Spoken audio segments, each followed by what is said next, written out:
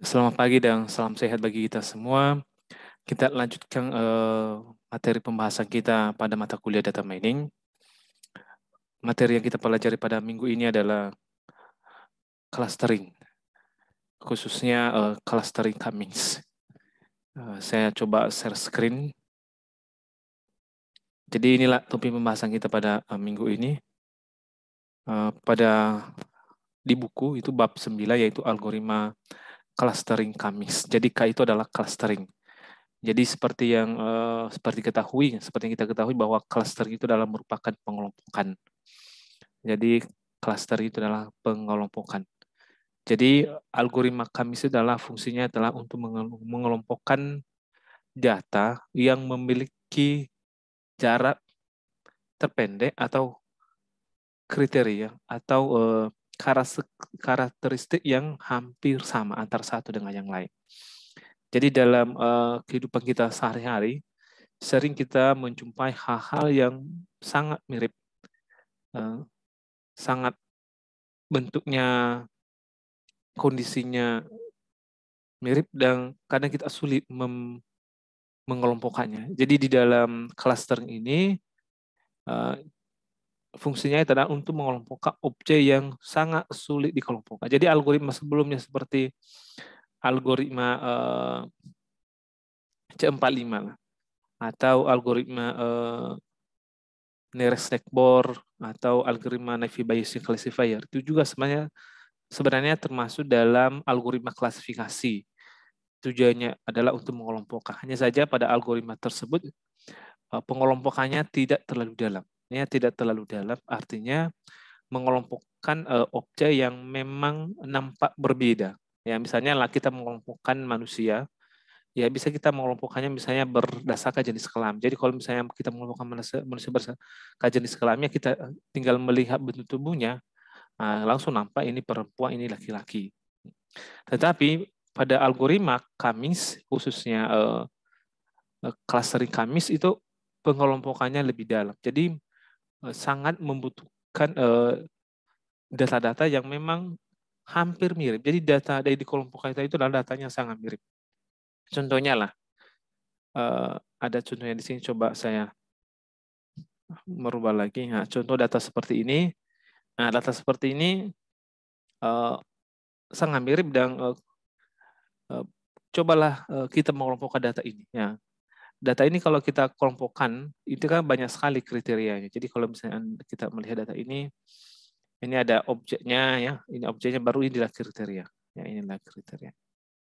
Jadi kita mengelompokkan data di dalam algoritma clustering Cummings itu adalah berdasarkan kriteria. Jadi di data yang dibutuhkan itu tidak ada decision atribut, yang ada adalah hanya kriteria saja, ya.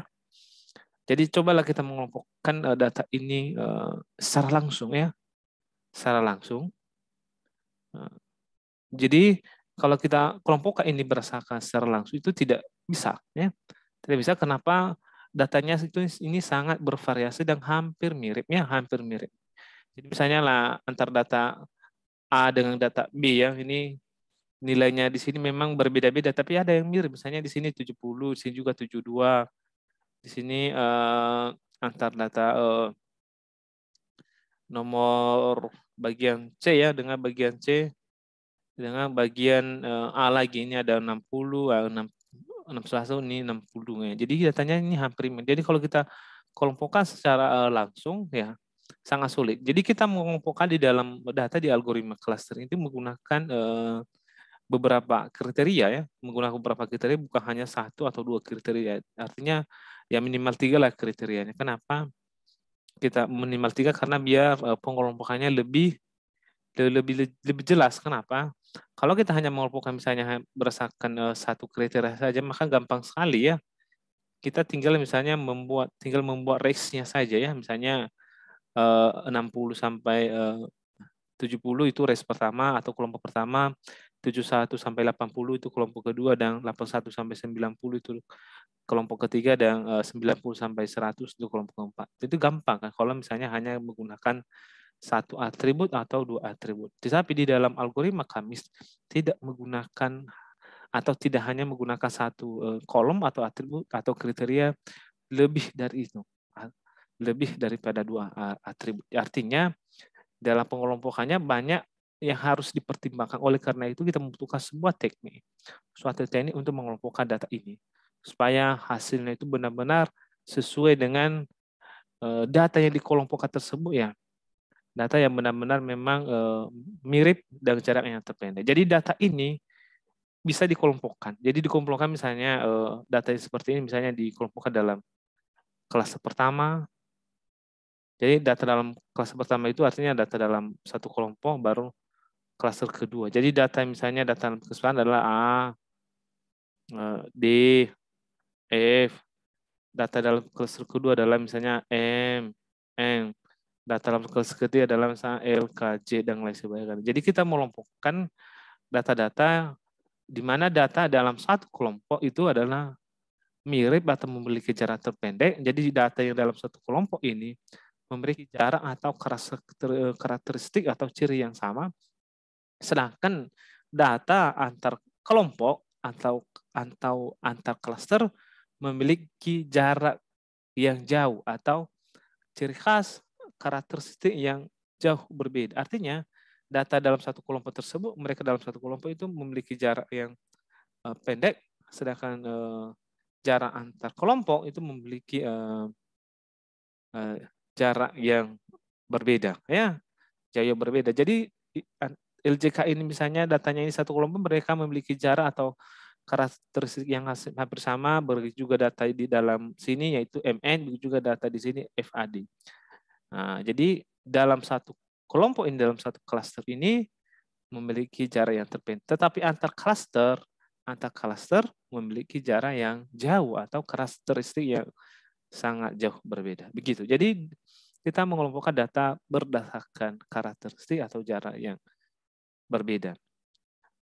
Seterusnya, bagaimana implementasinya dalam kehidupan sehari-hari? Ya, di mana sih digunakan algoritma clustering, khususnya K-mix dalam pengelompokan. Nah, contohnya adalah coba kita mengelompokkan lah buah sawit ini. Jadi kalau kita kelompokkan secara langsung, bisa sebenarnya ya kita bisa kelompokkan dari warnanya saja. Nah, bisa kita kelompokkan dari warna saja. Tapi itu hanya satu kriteria, ya.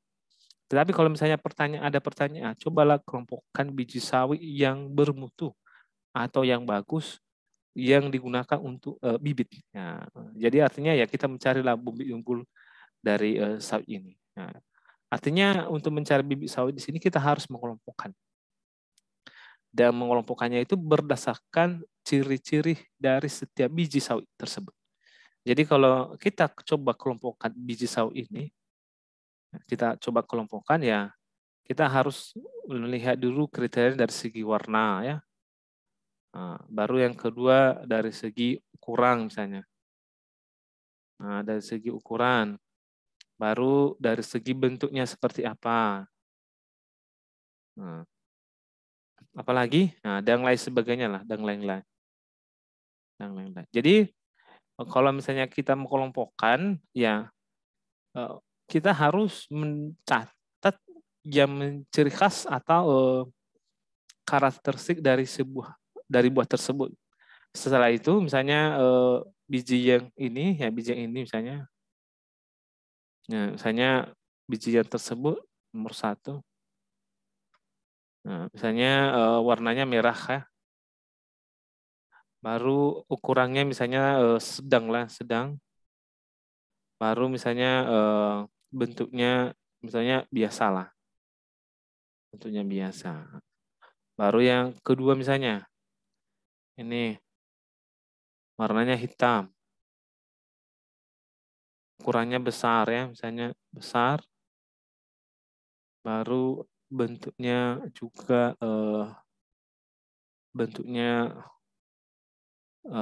biasa misalnya, bentuk seperti biasa ya.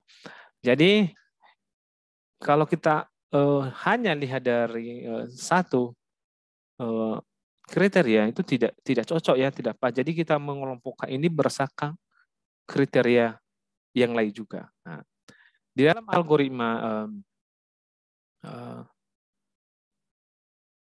clustering K-mix, data itu harus dirubah di dalam bentuk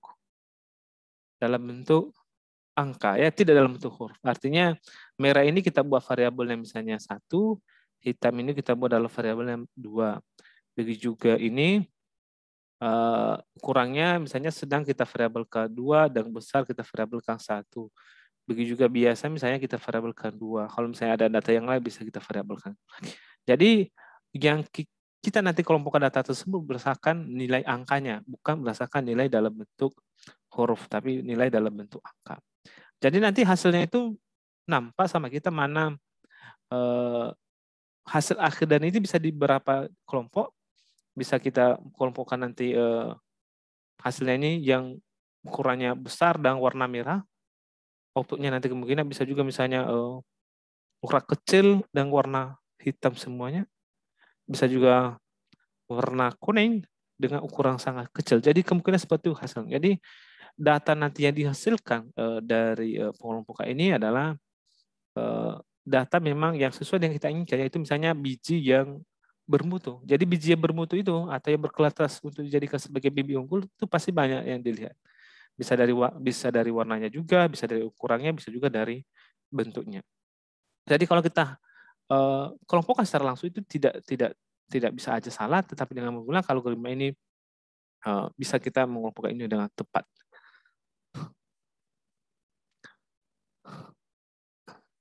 Oke, kembali kita ke algoritma clustering Kamis. Jadi salah satu cluster ini sebenarnya banyak algoritmanya ya. Tadi saya bahas terus algoritma Kamis, tapi sebenarnya banyak algoritmanya. Clustering ini banyak. Salah satunya Kamis ya. Kamis ada juga K-Nearest-Board ya, KNN ya. Ada juga K-Medois. Jadi nanti semuanya ini kita pelajari pada mata kuliah data mining ya. Jadi cluster ini ada terbagi beberapa jenis dan yang lain sebagainya. Tapi yang kali ini kita mencoba mempelajari algoritma Kamis. Seperti yang tertulis di sini bahwa algoritma Kamis adalah salah satu teknik dalam data mining untuk mengelompokkan atau clustering data ke dalam beberapa kelompok berdasarkan jarak, kriteria, kondisi, dan karakteristik. Data dalam satu kelompok harus memiliki jarak terpendek atau kriteria atau kondisi atau karakteristik yang sama atau hampir sama antara satu dengan yang lain. Algoritma Kamis dapat mengelompokkan objek yang memiliki kemiripan. Jadi kalau kita sulit mengelompokkan sesuatu, sulit sekali, sulit kita membedakannya, mana pakailah Kamis. Tapi kalau misalnya kita mengelompokkan yang umum-umum saja, pakailah algoritma seperti algoritma Cempalim atau algoritma Rongset. Tapi kalau misalnya kita susah mengelompokkan hal-hal tertentu, sangat mirip sehingga kita sulit mengelompokkannya, pakailah algoritma Kamis.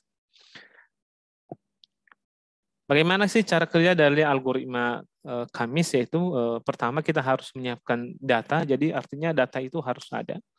Dan data itu harus dalam bentuk angka. Jadi ingat di data yang kita siapkan itu harus dalam bentuk angka.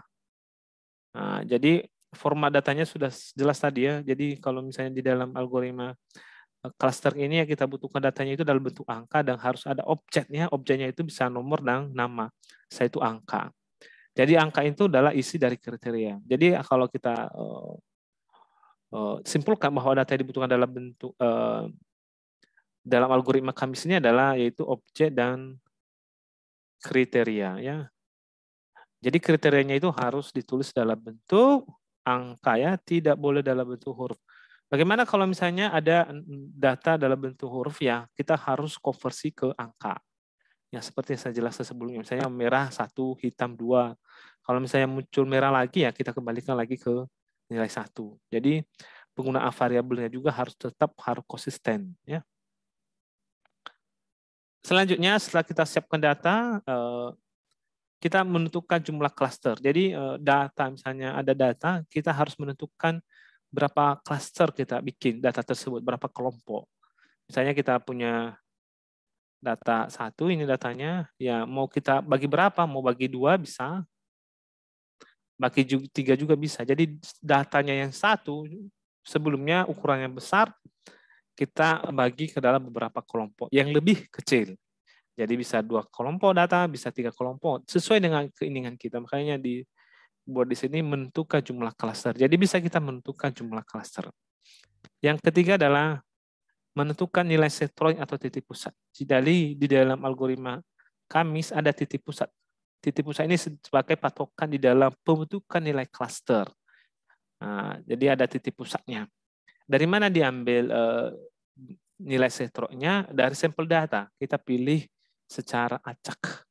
Jadi tidak ada rumus yang lain di dalam algoritma Kamis dalam penentuan nilai centroidnya atau titik pusatnya, kita ambil dari sampling data secara acak.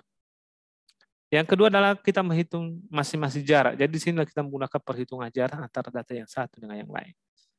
Yang terakhir adalah mengelompokkan data berdasarkan jarak terpendek. Jadi data yang memiliki jarak terpendek, karakteristik yang sama, atau ciri khas yang sama, atau yang hampir mirip, dikelompokkan dalam satu kelompok. Sedangkan antar data yang memiliki jarak yang jauh atau karakteristik yang berbeda itu terletak pada kelompok yang lain atau pada klaster yang lain. Oke, jadi ini rumus digunakan dalam perhitungan jaraknya dalam menggunakan model Euclidean distance ya. Sebenarnya ini tulisannya ada lagi distance, yaitu model Euclidean distance yang dirumuskan yaitu DIJ sama dengan akar dari X1I dikurang dengan X1J pangkat 2. Seterusnya X2I dikurang X2J pangkat 2 dan seterusnya. Jadi di sini kita melakukan perhitungan jarak. Jadi tadi kan datanya kita itu ada data sampel data, ada juga data dalam bentuk nilai centroid. Jadi perhitungannya di sini nanti nilai ini adalah nilai data sampel datanya, sedangkan ini adalah nilai dari titik pusatnya. Begitu juga ini nilai dari sampel datanya, ini nilai titik pusatnya. Begitu seterusnya ya. Jadi kita langsung aja ke studi kasusnya ya. Nah, inilah studi kasusnya dan penyelesaian. Berikut adalah nilai mahasiswa dari beberapa mata kuliah. Jadi kita punya tabel 9.1 nilai mahasiswa. Objeknya itu adalah nomor dan nama mahasiswa, dan kriterianya adalah PBU, data mining, dan kalkulus. Nama mahasiswanya itu mulai dari Agus, Supri, Jepri, Nanda, Mianus, dan terakhir Aprina. Nilai mereka ada nilai pemrograman berorientasi objek ya. Nilainya ada 70, 74, 88, 69, 65. Begitu juga data mining ada nilai 7, 76, 86, 88, dan kalkulus 78, 76, 87, 60, 69, 89. Kelompokkan data di atas berdasarkan nilai yang diperoleh oleh setiap mahasiswa. Jadi coba kita mengelompokkan mahasiswa yang memiliki nilai yang mirip atau memiliki jarak terpendek. Jadi coba kita kelompokkan mana sih mahasiswa yang berpotensi berdasarkan nilainya ini. Ya, kalau kita kelompokkan secara langsung nggak bisa. Kenapa? Kan nilainya ini kan bervariasi. Ya. Ada misalnya contohnya tinggi dia di PBO, tapi bisa aja nanti dia rendah di data mining. Jadi kita agak kesulitan secara langsung kalau kita kelompokkan langsung. Jadi makanya dalam mengelompokkan ini kita harus menggunakan algoritma.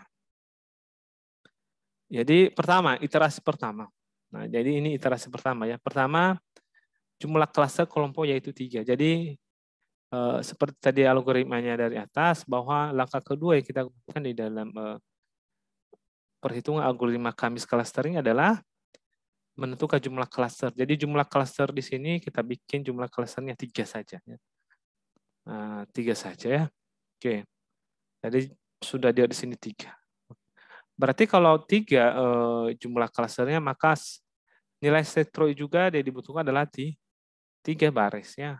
Makanya ada C1, ada C2, ada C3 ya. Kalau misalnya kita hanya bagi 2 datanya, hanya bagi 2 saja, maka ini hanya 2 yaitu C1 dan C2. Jadi kalau tadi kan kita pengennya data itu kita kelompokkan menjadi 3 kelompok data kecil. Maka kita pilihlah nilai centroidnya atau nilai titik pusatnya secara acak. Ya, jadi karena 3 kelompok kita buat C1, C2, dan C3. Sampel data yang kita acak adalah Agus, Jepri, dan Mianus ya. Ini diambil dari mana ya? Dari data sebelumnya, dari sampel data. Jadi kita ambil tadi Agus, Mianus dan Jepri. Jadi kita acak ini ya. Tadi Agustus, Jepri, dan Mianus. Inilah nilai seluruh yang kita gunakan. Apakah harus bisa dirubah? Bisa, terserah. Namanya acak. Yang penting sesuai dengan jumlah klaster yang kita bentuk. 3 klaster, maka kita juga pilih 3 data sebagai nilai sentroidnya atau nilai titik pusatnya. Selanjutnya, kau sudah dapat ya nilai sentroid awalnya. Nah, nilai sentroid awal ini dasar bagi kita di dalam melakukan proses perhitungan. Oke, ini C1. Nah, ini C1 ini kita lakukan perhitungannya mulai dari pembentukan klaster C1-nya ya. Oke.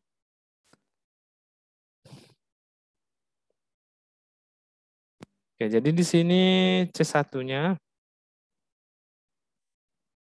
Oke, C1 ini. Oke.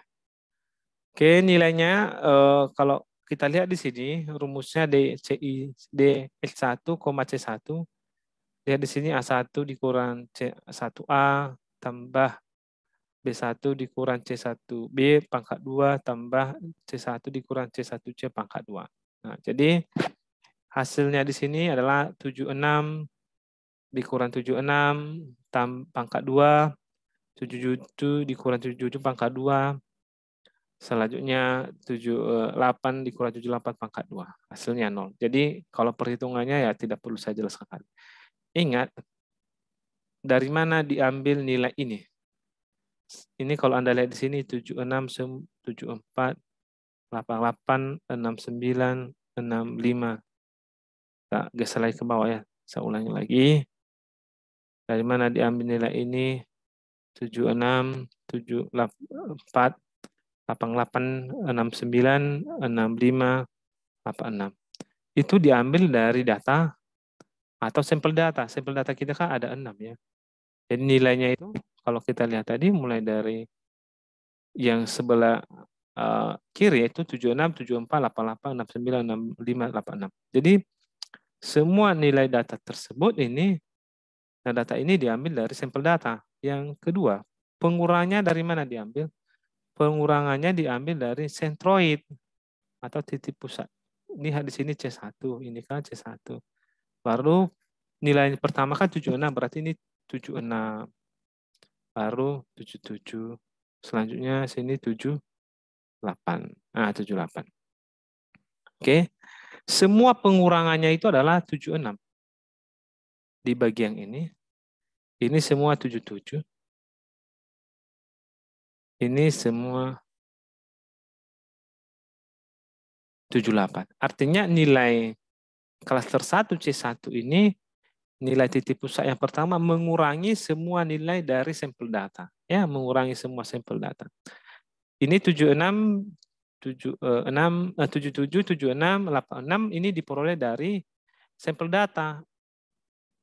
Ya, kolom keempat yaitu kalau asal data mining ya. Coba lihat. Coba kita lihat data mining ya. Kalau asal ini data mining yaitu 77, 76, 86. Kalkulus 78, 76, 86, 60 dan seterusnya ya. Jadi ini nilai dikurangi oleh apa? Oleh cluster atau nilai sentroid. Nah, jadi hasil perhitungannya ini adalah ini ya, sudah jelas di sini. Selanjutnya, bagaimana dengan klaster kedua, C2? Sama juga dengan C1. C2 tadi nilai sentroidnya adalah 88. Coba kita buat di sini. Kita buat di sini. 88, 86, 87. Nah, gitu ya. Oke, jadi lihat kita ke C2-nya. Semua nilai dari sampel data dikurangi oleh 88, 86, dan 87. Pas kan? Nah, juga di sini. Semua dikurangi dengan 88, 86, dan 87. Oke, begitu juga klaster 3. Klaster 3 coba kita tulis lagi. Dia nilainya 65, 61, dan 69. Kita lanjut. Klaster ketiganya, semua juga mengurangi nilai dari sampel data, yaitu 65, 61, dan 69. Semuanya ya, 65, 61, 69. Oke, jadi karena hanya sampai klaster 3, maka kita tidak melakukan klaster keempat. Jadi nilai centroid ini adalah mengurangi nilai dari sampel data ya. Oke, selanjutnya kita buat rekapitulasi dari perhitungan klaster pertama, klaster kedua, dan klaster ketiga. Inilah hasil perhitungannya ya. Inilah hasil perhitungannya. Jadi hasil perhitungannya ini DC1 untuk klaster tadi, klaster 1. Ini DC2 untuk klaster kedua, dan DC3 untuk klaster ketiga ya. Contohnya lah, yang terakhir perhitungan nilainya itu berapa? 40,16. Maka di sini 40,16. Jadi pas ya. Bagaimana cara membentuk klasternya? Gampang sekali ya, gampang sekali. Cara membentuk klasternya yaitu Anda ambil nilai yang paling rendah. Oke, contohnya di sini, mana nilai yang paling rendah? Di antara DC1, DC2, dan DC3. Yang paling rendah adalah ini, maka DC1 itu menjadi klaster pertama. Begitu juga di sini, kita cek mana nilai yang paling rendah, yaitu di DC1, maka dia termasuk klaster pertama. Di sini mana yang paling rendah, DC2, maka ini jadi klaster kedua. Di sini mana yang paling rendah, klaster ketiga itu hanya 11,05, maka ini kembali klaster ketiga. Di sini yang paling rendah, ini minusnya, berarti klaster ketiga. Karena dia di DC3, dan di sini mana yang paling rendah, 3 ada di DC2, maka dia jadi klaster kedua. Jadi seperti itu caranya ya, lebih gampang. Rumusnya ada di situ sih, cara menentukannya, tapi itulah cara saya supaya lebih gampang. Seterusnya masuk kita ke iterasi kedua, karena udah sampai di sini, apakah sudah selesai klasternya? Belum ya. Kita harus melakukan pengujian lagi, apakah memang nilai yang dihasilkan ini betul atau tidak. Oleh karena itu, ada iterasi kedua. Artinya khususnya di algoritma Kamis itu ada iterasi kedua, tujuannya adalah untuk mengecek kembali apakah memang klaster yang dihasilkan dari iterasi pertama itu sudah betul atau tidak. Bagaimana caranya? Ya sama juga, kita harus menentukan dulu nilai centroidnya. Jadi nilai centroid pada iterasi kedua, kita menentukan nilai centroidnya, tapi hanya saja berbeda. Ya, berbeda. Kita mengelompokkan atau untuk memperoleh nilai C1-nya, C2, dan C3 ini berdasarkan hasil pengelompokan pada klaster pertama. Contohnya, di klaster pertama, Agus dan Supri itu dalam satu klaster. Jadi inilah Agus dan Supri. Oleh karena itu, nilai PBO, data kalkulus, data main dan data kalkulus, nilai kalkulus, dari kedua nama ini ditotalkan, setelah itu dibagi 2. Kenapa dibagi 2? Karena memang di iterasi di C1 ini hanya 2 anggotanya. Kalau misalnya anggotanya 3, maka bagi 3. Oleh karena itu dapat nilai centroid C1 di sini adalah 75, 76,5, dan 77. Oke. Nah, jadi dalam iterasi kedua menentukan nilai centroidnya itu adalah berdasarkan hasil bukan lagi seperti pada iterasi pertama, yaitu diacak. Yang kedua, di sini Jepri dan Aprina itu satu kelompok, yaitu satu klaster. Oleh karena itu, Jepri sama Aprina, kebetulan saya buat di C3, ditotalkan nilai PBO-nya, data mainnya dan kalkulusnya dapat nilainya 87,5, 8788. Dan ini menjadi C3 ya, atau nilai centroid C3. Baru kelompok yang terakhir adalah Nanda dan Mianus, satu kelompok. Maka Nanda dan Mianus ini ditotalkan nilai PBO data media kalkulusnya bagi 2, dapat nilai 87,5, 8, dan 88. Sehingga nilai centroid pada iterasi kedua adalah ini 75, 76,5. Dan C2-nya 67, 63,5, dan 64,5. C3-nya 87,5, 87, 88. Jadi agak berbeda dengan nilai centroid pada iterasi pertama. Bagaimana cara perhitungannya? Sama seperti yang dilakukan pada iterasi pertama. Jadi di mana C1 ini mengurangi nilai sampel data dan ininya mengurangi nilai dari sampel datanya.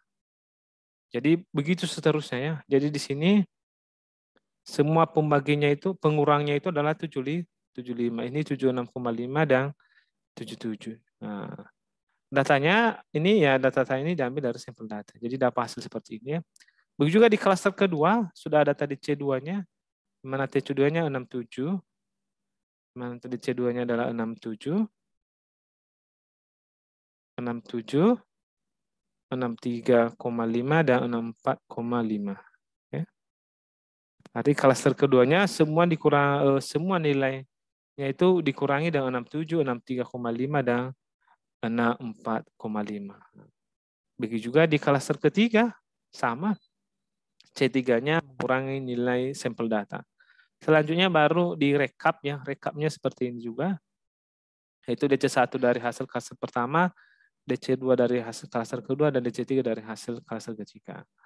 Nah, setelah dapat direkap, baru kita tentukan nilai klasternya. Kita cek kembali, mana lebih rendah, ini yang lebih rendah, DC1 maka klaster pertama. Di sini juga, mana yang paling rendah di antara DC ini, maka DC1 juga yang paling rendah, maka klaster pertama. Di sini kita cek mana lebih rendah, ada di DC3, maka klaster ketiga. Di sini mana lebih rendah, DC2, maka klaster kedua. Di sini mana yang paling rendah, DC2, maka jadi klaster kedua. Di sini mana yang paling rendah, yaitu 1,50, yaitu di DC3, maka jadi klaster ketiga. Oke. Jadi itu hasil dari klaster. Aturan yang digunakan untuk mengompok klaster berdasarkan hasil perhitungan jarak adalah, oke, ini rumusnya. Hasil akhir. Nah, jadi kalau kita lihat antar iterasi pertama dengan iterasi kedua, hasilnya itu tidak ada yang berbeda ya. Artinya jumlah anggotanya tidak ada yang berbeda. Anggotanya pada iterasi pertama sama dengan iterasi kedua. Contohnya di iterasi pertama Agus dan Supri sama. Nah, kita lihat di sini apakah Agus dan Supri pada iterasi kedua, Agus Supri tetap juga dalam klaster yang sama. Selanjutnya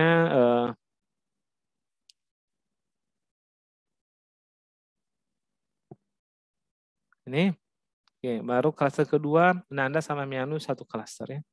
Nanda Mianus. Nanda Mianus satu klaster ya. Berarti sama. Begitu juga Cepri sama Aprina satu klaster.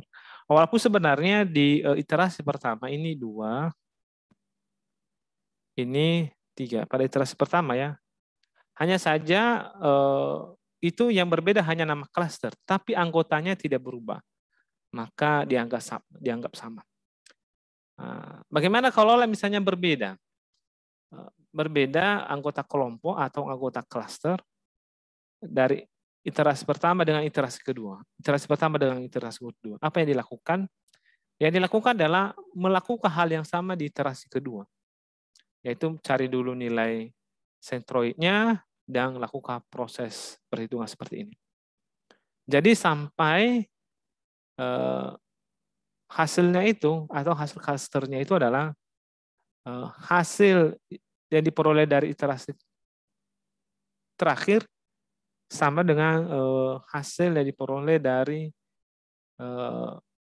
klaster sebelumnya. Ya, misalnya lah kita sampai misalnya perhitungan itu sampai misalnya sampai klaster ke-5 lah misalnya. Nah, berarti kapan berhenti? Jika klaster ke-5 ini sama hasilnya dengan klaster ke-4, baru berhenti. Kalau berbeda, lanjut ke 6. Baru hasil yang 6 ini dicocokkan lagi dengan klaster ke-5 sama atau berbeda.